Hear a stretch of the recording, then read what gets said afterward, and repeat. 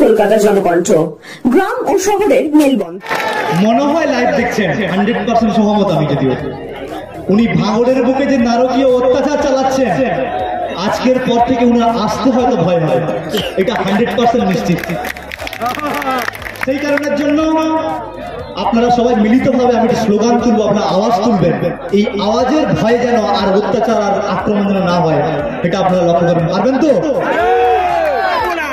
ইনকিলাব, ইনকিলাব, মূল নিবাসী, মূল নিবাসী, ভারতবর্ষ, ভারতবর্ষ, আইএসএফ, আইএসএফ।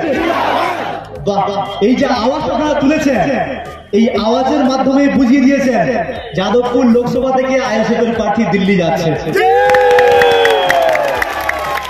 সত্যি বলতে কি, আপনারা এসছেন না ভাঙড়ের বিভিন্ন প্রান্ত থেকে, কাউকে কিন্তু ভাড়া করে আনতে হয়নি, কাউকে গাড়ি রিজার্ভ করেও আনতে হয়নি। এই তথ্যটুকু পাওয়ার পরে তৃণমূলের নেতাদের ঘুম হয়তো হারাম হয়ে যাবে। সেই সঙ্গে সঙ্গে বলি, আপনারা যারা এসছেন, আমাদের তো আর বালি চুরি আর কয়লা চুরির টাকা নেই, শিক্ষা চুরিরও টাকা নেই, চাকরি চুরির টাকা নেই। তাই আমরা হয়তো চেয়ার দিতে পারিনি, অনেকটা হয়তো পরিকাঠামো আরো ভালো করে সাজাতে পারতাম। কিন্তু যেহেতু আমাদের দলটা খুব নতুন এবং খুবই ছোট, সেই ক্ষেত্রে আপনারাই প্রমাণ করিয়ে দিচ্ছেন এই দলটা হয়তো খুবই সামান্য কয়েকদিনের মধ্যে শুধু রাজ্য পার্টি নয়, এটা ন্যাশনাল পার্টিতে খেলবে। এটা কিন্তু একটা সময় আমাদের আপনারা এসছেন, আপনারা কিন্তু সবাই প্রত্যেকে সমস্ত আইএসএফ এর সমর্থক কর্মী নেতৃত্ব যারা আছেন, তারা কিন্তু অসংখ্য অসংখ্য বড় মাপের মূল্যবান রত্ন। আপনারা না হলে এই আইএসএফ এত তৎপর গতিতে এগোচ্ছে, এক্সপ্রেসকেও হার মানাবে, এত দ্রুত গতিতে এগোচ্ছে। ভারতবর্ষের ইতিহাসে এইরকম রেকর্ড আর কোন রাজনৈতিক দলের আপনারা দেখতে পাবেন, যেটা আইএসএফ দেখে দিয়ে যাচ্ছে। ইতিহাসের দৃষ্টান্ত তৈরি করবে আইএসএফ। খুব কিছুদিনের মধ্যে জানতে পারবেন, হয়তো গিনিস বুকে নাম লেখানোর জন্য নওশাদ সিদ্দিকী সাহেবের কাছে হয়তো ওনারা আসছেন। যাদবপুর লোকসভা কেন্দ্রের 7টি বিধানসভার মধ্যে ভাঙড় বিধানসভা একটা অন্যতম বিধানসভা, যেই বিধানসভাকে ভারতবর্ষের প্রতিটি কেন্দ্র থেকে মানুষ জানতো ভাঙড় মনের সন্ত্রাস, ভাঙড় মনের বোম এবং গুলির আঁতুর ঘর। এই জিনিসটা কিন্তু নওশাদ সিদ্দিকী সাহেব বিশ্বের দরবারে প্রমাণ করে দেখেছেন যে ভাঙড় মনে সন্ত্রাস নয়, ভাঙড় মনে বোম গুলি বন্দুক নয়, ভাঙড় মনে উন্নয়নের রাস্তা দেখানো, ভাঙড় মনে পশ্চিমবঙ্গের মডেল, ভাঙড় মনে ভারতবর্ষের মডেল।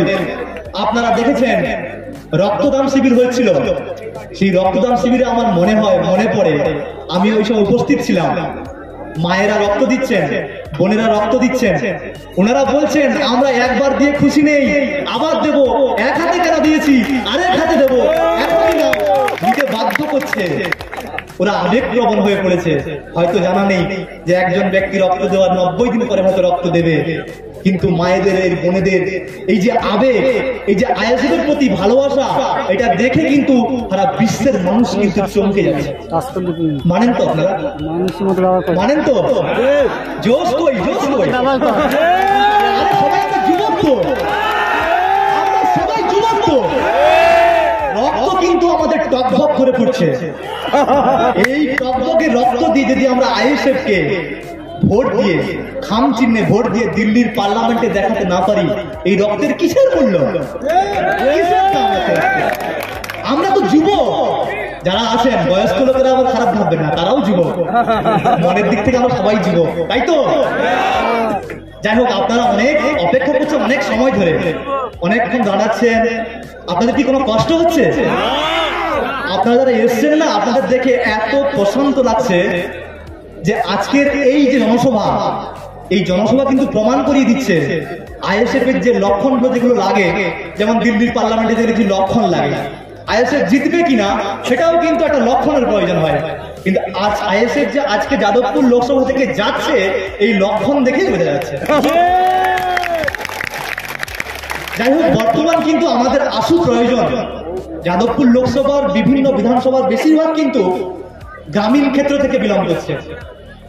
যেই গ্রামীণ ক্ষেত্রের এতটাই করুণ অবস্থা, রাস্তাঘাটের এত বাজে হাল, গর্ভবতী মায়েরা যখন প্রসব যন্ত্রণায় ভোগেন, অ্যাম্বুলেন্সকে যখন ফোন করেন, সেই অ্যাম্বুলেন্স কিন্তু রাস্তায় আসতে পারে না। তাদের নিয়ে আসতে হয় রিক্সায়, কখনো বা কাঁধে তুলে নিয়ে আসতে হয়, কখনো ভ্যানে নিয়ে আসতে হয়। ভাববেন হয়তো গল্প হচ্ছে, আপনারা গ্রামের বুকে গিয়ে আপনারা বাস করেন, গ্রামের দিকে থেকে আরো প্রান্তিক যারা এরিয়ায় থাকেন, তারা দেখবেন কতটা সমস্যার মধ্যে মানুষ পড়ে আছে, কতটা সমস্যার সম্মুখীন হতে হয়। আমাদের হসপিটালের একটা জরুরি প্রয়োজন আছে। বর্তমান যে সরকারি হসপিটাল আছে, এখানে কি চিকিৎসা হয় নাকি? চিকিৎসা হয়? আমি গত পরশুদিন সম্ভবত আমাদের কোনো একজন আইএসএফ কর্মী আক্রান্ত হয়েছিল, আমি অ্যাডমিট করার জন্য গেছিলাম, গিয়ে দেখি না আপনার ষাঁড় শুয়ে আছে হসপিটালের সামনে। পরিকাঠামো বলার জন্য বলছি, আমি খারাপ করছি না, ছোট বলছি না কাউকে, এটাই বলছি। বর্তমান যে হসপিটালের অবস্থা, সরকারি হসপিটাল, এই হসপিটালে কিন্তু কৃষকের ছেলেরা যায়, কৃষিজীবীরা যায়, গরিব মানুষেরা যায়, ভ্যান চালকেরা যায়, অর্থাৎ সাধারণ খেটে খাওয়া মানুষের জন্যই কিন্তু হসপিটাল। যাদের টাকা পয়সা আছে ওরা কিন্তু হসপিটালে যায় না, নার্সিং হোমে যায়, ওদের প্রচুর টাকা আছে। তাদের মধ্যে আবার দেখবেন একজন সাহেব, বর্তমান পশ্চিমবঙ্গের কি বলে যুবতাজ না কি সব বলে, উনি আবার চোখের চিকিৎসার জন্য আমেরিকা যান, দুবাই যান। আর উনি কিন্তু বানিয়েছেন একটা ঢপসাথী কার্ড নাকি বানিয়েছেন না ওনার চিকিৎসা সাহেব, ওনার পিসি ঢপসাথী কার্ড বানিয়েছেন। তো ওই ঢপসাথী কার্ডে কিছু হয় নাকি? ওই স্বাস্থ্য সাথী কার্ডে যদি এত দাম হয়, আপনার ভাইপোটার চিকিৎসা করতে আমেরিকা চলে যাচ্ছে, দুবাই চলে যাচ্ছে, এই সাধারণ মানুষের চিকিৎসার ব্যবস্থা করুন। এর মানে কি আপনার হসপিটালের উপরে আস্থা নেই? এটাই তো আপনি প্রমাণ করছেন, তাই তো নাকি? আওয়াজ কই, আমার কথার সঙ্গে সহমত নয় নাকি? যাই হোক, বর্তমান আমাদের হসপিটালের যা পরিকাঠামো, এই পরিকাঠামোকে ঠিক করতে গেলে দিল্লির বুকে কিন্তু আওয়াজ তুলতে হবে, দরবার করতে হবে। তার জন্য কিন্তু খাম চিহ্নে যত বেশি সংখ্যক পারা যায় ভোট দিতে হবে, ছাপ দিতে হবে। প্রতিবেশীদের বলবেন, বন্ধুদের বলবেন, মায়েদের বোনদের সবাইকে বলবেন, তাই তো? বলবেন তো? আমি প্রচার করতে গেছিলাম কালকে পরশুদিন ভাঙড়ের বুকে, সম্ভবত ওই আপনার বেওতা অঞ্চলে গেছিলাম। ওখানে প্রচার ক্ষেত্রে বলছিলাম যে দিদি খাম চিহ্নে ভোট দেবেন। উনি সম্ভবত কানে কম শোনেন, উনি বললেন যে কি চিহ্ন বললো? পাশের একজন তৃণমূল কর্মী বলছে আম চিহ্ন বলেছে। আম, এটা কিন্তু লক্ষ্য রাখবেন, আমাদের কিন্তু খাম চিহ্ন, চিঠির খাম, তাই তো?